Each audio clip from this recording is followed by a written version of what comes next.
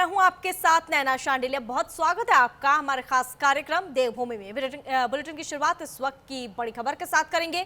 उपराष्ट्रपति सीपी राधाकृष्णन देहरादून पहुंचे। Jolly grant airport पर उनका भव्य स्वागत किया गया। मुख्यमंत्री पुष्कर सिंह धामी ने भव्य स्वागत किया। राज्यपाल से भी उपराष्ट्रपति का अभिनंदन किया। कड़ी सुरक्षा और व्यवस्था के बीच उनका आगमन हुआ। बड़ी और अहम जानकारी इस वक्त की बता दें आपको। मुख्यमंत्री पुष्कर सिंह धामी ने उपराष्ट्रपति का जोरदार स्वागत किया और इस दौरान उनका भव्य आगमन हुआ है। राज्यपाल ने भी उपराष्ट्रपति का अभिनंदन किया।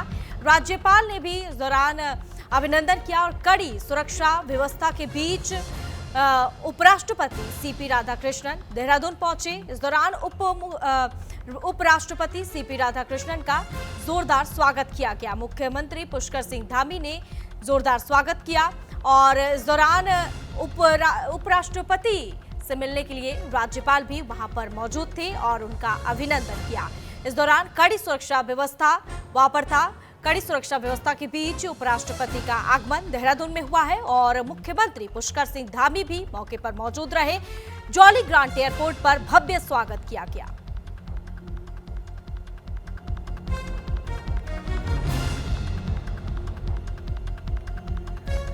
राज्यपाल ने भी उपराष्ट्रपति का अभिनंदन किया। कड़ी सुरक्षा के बीच उपराष्ट्रपति सीपी राधाकृष्णन देहरादून पहुंचे हैं और उपराष्ट्रपति का जोरदार एयरपोर्ट पर स्वागत किया गया। इस दौरान जॉली ग्रांट एयरपोर्ट पर मुख्यमंत्री पुष्कर सिंह धामी भी मौजूद रहे और मुख्यमंत्री ने उपराष्ट्रपति का जोरदार स्वागत किया।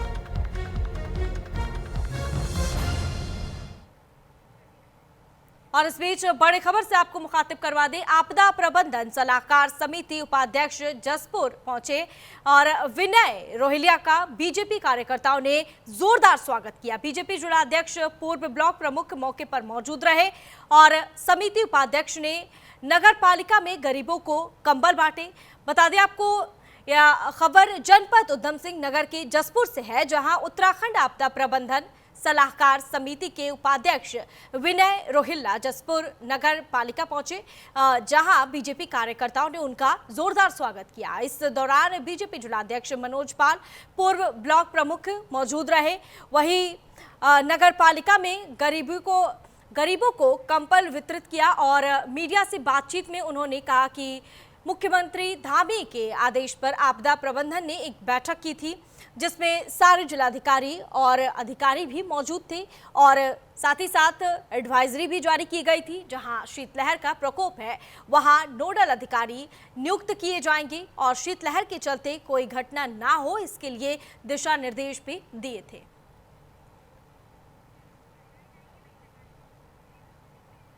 अभी जो है वन विभाग द्वारा एक वर्कशॉप की गई थी, इसमें सभी जिलाधिकारी और सभी विभागाध्यक्षों को सचिव सभी लोग उसमें सम्मिलित हुए थे। उस के अंदर एक एडवाइजरी जारी की गई उसके बाद, जिसमें कहा गया है कि जो शीतलहर के अंतर्गत जहां जहां भी शीतलहर का प्रकोप है वहां पे नोडल अधिकारी हर शहर के बनेंगे और उसकी प्रबंधन व्यवस्था को शीतलहर के अंतर्गत यदि कोई दुर्घटना होती है उसको देखेंगे। सभी अस्पतालों में दवाई की व्यवस्था रहेगी। यदि कोई व्यक्ति बीमार हो जाता है तो उसको तुरंत अस्पताल पहुंचाया जाएगा और इसी के साथ में शीतलहर से बचने के लिए कंबल और सभी चौराहे तिराहों के ऊपर अलावा लगाए जाएंगे। खबरों में आगे बढ़ेंगे। सितारगंज में खनन डंपर ने बाइक सवार को टक्कर मारी। आईटीबीपी जवान की मौत हो गई और उनके पिता गंभीर रूप से घायल बताए जा रहे हैं। आईटीबीपी जवान वर्तमान में लेह लद्दाख में तैनात थे और खटीमा से पिता के साथ बाइक पर घर सितारगंज कैलाशपुरी लौट रहे थे। बाइक सवार आईटीबीपी जवान को खनन डंपर ने टक्कर मार दी। हादसे में आईटीबीपी जवान और पिता दोनों ही गंभीर रूप से घायल हो गए। सूचना पर पहुंची पुलिस ने दोनों घायलों को उप जिला अस्पताल सितारगंज में भर्ती करवाया, जहां डॉक्टरों ने आईटीबीपी जवान को मृत घोषित कर दिया। वहीं उसके पिता की हालत गंभीर होने पर उन्हें हायर सेंटर के लिए रेफर कर दिया गया और शव को कब्जे में लेकर पोस्टमार्टम के लिए भेज दिया गया। फिलहाल पुलिस पूरे मामले की जांच पड़ताल में जुटी हुई है। बताया जा रहा है कि जवान छुट्टी पर घर आया हुआ था और वर्तमान में लेह लद्दाख में तैनात था। घटना के बाद परिवार में मातम पसरा हुआ है।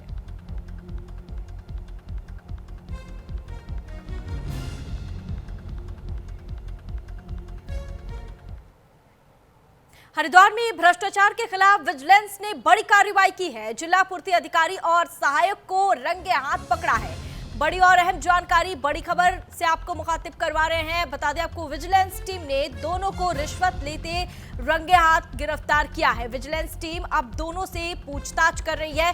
गहनता से दोनों से पूछताछ की जाएगी। पूरा मामला क्या है, किन मामलों को लेकर रिश्वत ली जा रही थी, इसको लेकर ये बड़ी कार्रवाई लगातार जारी है। हरिद्वार में भ्रष्टाचार के खिलाफ विजिलेंस ने बड़ी कार्रवाई की है, जहां देहरादून से पहुंची विजिलेंस टीम ने जिला पूर्ति अधिकारी और सहायक गौरव शर्मा को रंगे हाथों गिरफ्तार कर लिया है। बता दें कि टीम ने दोनों को रिश्वत लेते ही दबोच लिया। ये कार्रवाई जिला पूर्ति कार्यालय परिसर में हुई है, जिससे पूरे महकमे में हड़कंप मच गया। जानकारी के मुताबिक जिला पूर्ति अधिकारी ने एक राशन डीलर से काम के बदले रिश्वत मांगी थी, जिसके बाद पीड़ित डीलर ने विजिलेंस में शिकायत दर्ज कराई। तभी टीम ने जाल बिछाकर कार्रवाई को अंजाम दिया है और दोनों के कब्जे से रिश्वत की रकम भी बरामद हुई है। वही विजिलेंस टीम अब दोनों से गहन पूछताछ कर रही है और पूरा मामला क्या है, इसको लेकर लगातार जांच जारी है।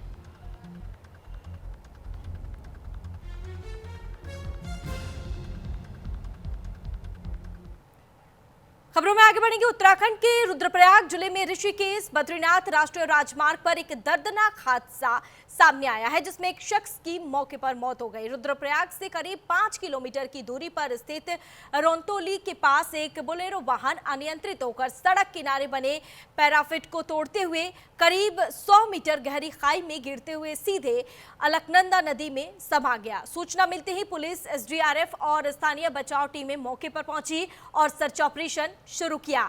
जानकारी के मुताबिक बचाव दल ने मौके पर पहुंचकर नदी के किनारे से एक व्यक्ति का शव बरामद किया है। मृतक की पहचान अभी स्पष्ट नहीं हो पाई है, लेकिन माना जा रहा है कि वह उसी बोलेरो वाहन का सवार था और वाहन जिस तरह पैराफिट तोड़कर नीचे खाई में गिरा, उससे इस दुर्घटना की गंभीरता का अंदाजा लगाया जा सकता है। वहीं बोलेरो वाहन का अब तक कोई भी पता नहीं चल पाया है। बचाव टीमें लगातार नदी के किनारों और संभावित बहाव क्षेत्रों के साथ साथ खाई के हिस्सों में लगातार तलाश कर रही है, लेकिन अभी तक कुछ भी पुलिस के हाथ नहीं लगी है।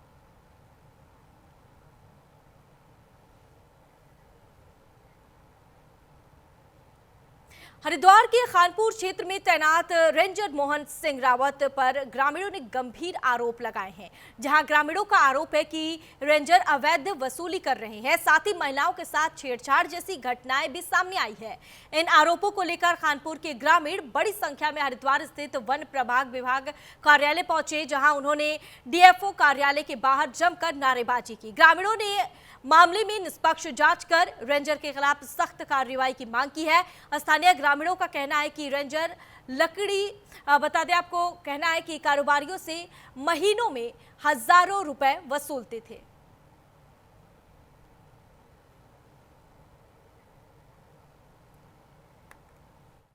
अब लोग आए हैं, रेंज साहब हैं, वो बहुत ही लोगों के साथ बदतमीजी करता है। मेरे क्षेत्र है, मेरा भी, मैं वहाँ जिला पंचायत सदस्य हूँ हजाराग्रंथ सीट पे।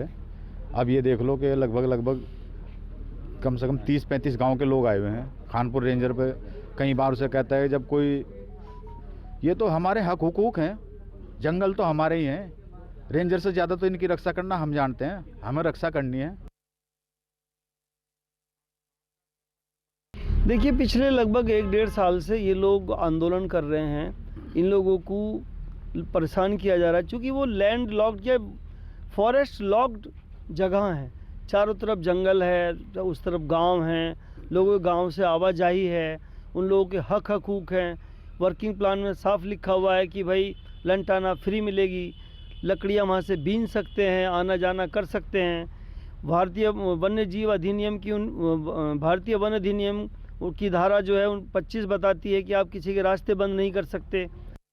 जंगल वाला जो रेंजर है वो बहुत ज्यादा परेशान कर रहा है, औरतों को भी बच्चों को भी छेड़खानी भी कर रहा है। अगर उसके साथ हम गलत करेंगे तो क्या होगा, तो हम वो जंगल में चाह नहीं रहा। बस हम करता है, बच्चों को परेशान कर रहा है, औरतों को परेशान, घर में जा जाकर परेशान कर रहा है बच्चों को कि तुम्हारे नाम मुकदमा लिखा, किस चीज का लिखेगा। अगर कोई लकड़ी लेने जा रहा है, उसकी भी लकड़ी छीन भी, लकड़ी भी छीनना, दंती कुहाड़ी भी छीनना, सब चीज छीनना। क्या मतलब रखा उसका वो छीनने का, क्या छेड़खानी का मतलब रखा हो। फिर अगर उसके साथ हम कोई गलत करेंगे तो फिर जिम्मेदार कौन होगा, ये बताओ हमें पहले। हम ये मांग कर रहे कि वो हमारे वहाँ चाह नहीं रहा जंगल में। बुजुर्ग हुआ आदमी बेइज्जती करे, बताओ उनका क्या करें। हाँ, हमारे पे कुछ है तो हम थाने में जा सकते हैं, उनकी शिकायत लेकर। हम गरीब आदमी क्या करें, छेड़छाड़ करता है बहुत ज़्यादा।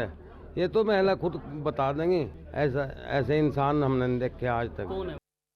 आज जो है हमारे पास खानपुर क्षेत्र से विभिन्न गांव से जो है स्थानीय ग्रामीण आए थे, जिसमें जो है रेंज में कई समस्या लेकर, जैसे रास्तों का बंद होने को लेकर, लकड़ी या जो है सूखी लकड़ी न ले जाने को लेकर और अन्य समस्याओं को लेकर जो है क्षेत्रीय जनता हमारे पास आई थी और इस संबंध में जो सबकी बात सुनी गई और इस क्रम में जो है जनता को आश्वासित किया गया कि जो भी समस्या है उनकी, चाहे वो रास्तों को लेकर हो।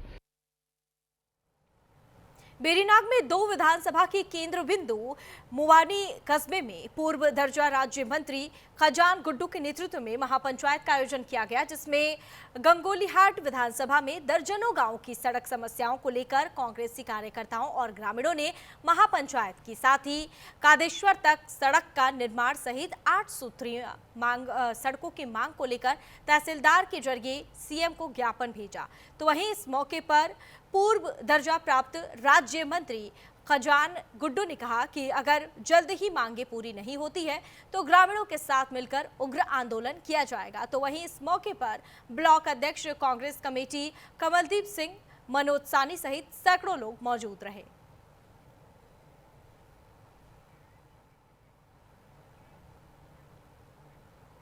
हरिद्वार जिले में लक्सर क्षेत्र के कुआंखेड़ा गांव में गन्ने के खेत में गुलदार के शावक का शव मिला है। शव मिलने से पूरे इलाके में हड़कंप मच गया।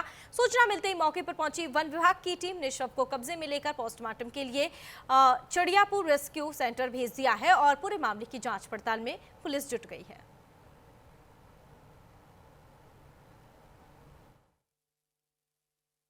कल हम इनका गन्ने की ट्राली भर कर ले गए, जो ये गन्ना शेष बच रहा है इसमें सुबह जैसे छोड़ने के लिए आए तो हमारे यहाँ जो बाहरी छोल लाते हैं वो यहाँ से गन्ने काटते हैं, तो उनको ये दिखाई दिया।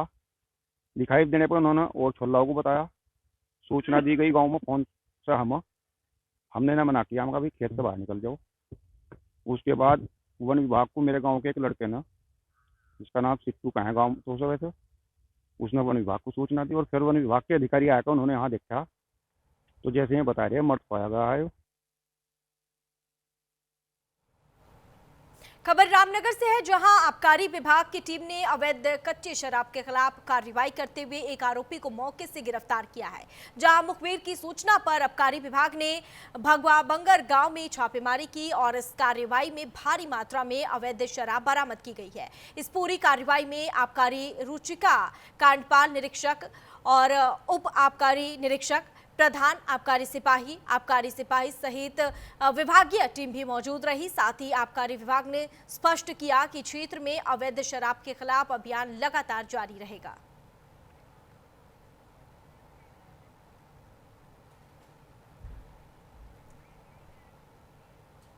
भारी मात्रा में अवैध शराब बरामद की गई है। रामनगर में आबकारी विभाग ने ये बड़ी कार्रवाई की है। बता दें आपको, अवैध कच्ची शराब के खिलाफ ये छापेमारी की गई है।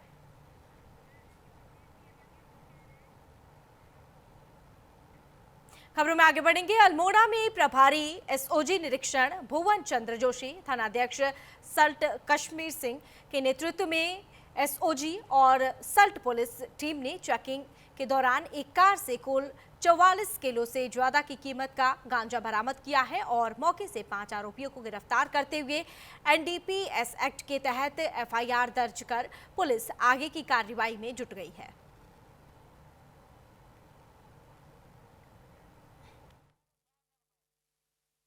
माननीय मुख्यमंत्री जी के निर्देश में नशा मुक्त उत्तराखंड करने की दिशा में हमारा जनपद लगातार कार्रवाई कर रहा है। इसी क्रम में एसओजी और सल्ट थाना पुलिस ने मिलकर 5 अभियुक्तों को गिरफ्तार किया है, जिनके कब्जे से लगभग 44 केजी से अधिक गांजा पकड़ा, जिनकी कीमत 11 लाख रुपए से भी अधिक है। पूछताछ में यह बात सामने आई कि ये किसी रिंकू नाम के व्यक्ति के लिए ये सामान लेके, ये गांजा लेके जा रहे थे और साथ में ये भी पता चला कि सरायखेत की तरफ से कहीं से ये लेके आ रहे थे। तो चूंकि ये बहुत ही अच्छी कार्रवाई हमारे टीम के द्वारा की गई, जिसमें मेरे द्वारा 5,000 रुपये के रिवार्ड की बीच में घोषणा की जा रही है।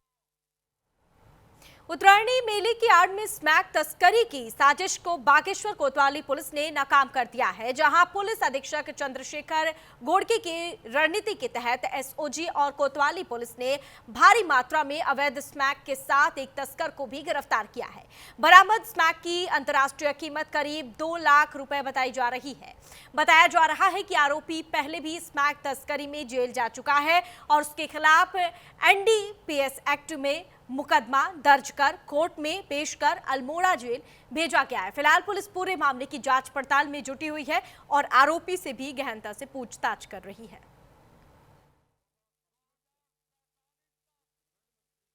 निर्देश प्राप्त होते रहते हैं, इसके क्रम में पुलिस अधीक्षक महोदय द्वारा भी इसमें स्मैक तस्करों के विरुद्ध कड़ी कार्रवाई करने के निर्देश दिए गए, जिसके क्रम में कल हमारी कोतवाली पुलिस की टीम द्वारा और एसओजी की टीम द्वारा एक व्यक्ति जिसका नाम ललित भाकुनी सन ऑफ देवेंद्र भाकुनी है, जो कि द्वारसू का रहने वाला है, जिसके कब्जे से कल 4.53 ग्राम स्मैक बरामद की गई, जिसकी अंतर्राष्ट्रीय कीमत लगभग 2 लाख रुपए है।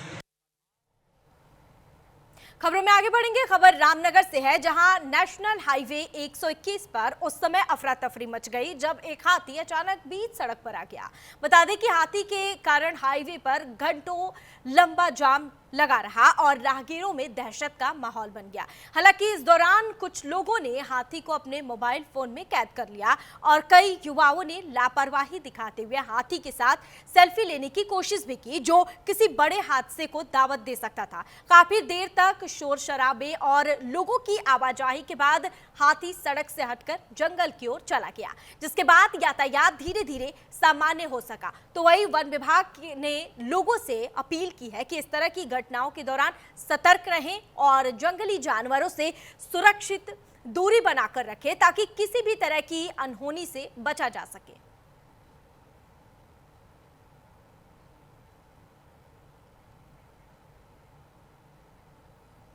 खबरों में आगे बढ़ेंगे। रुद्रपुर के प्रीत विहार फाजलपुर मेहरौल क्षेत्र में उस समय सनसनी फैल गई जब एक अज्ञात व्यक्ति का शव संदिग्ध हालात में मिला।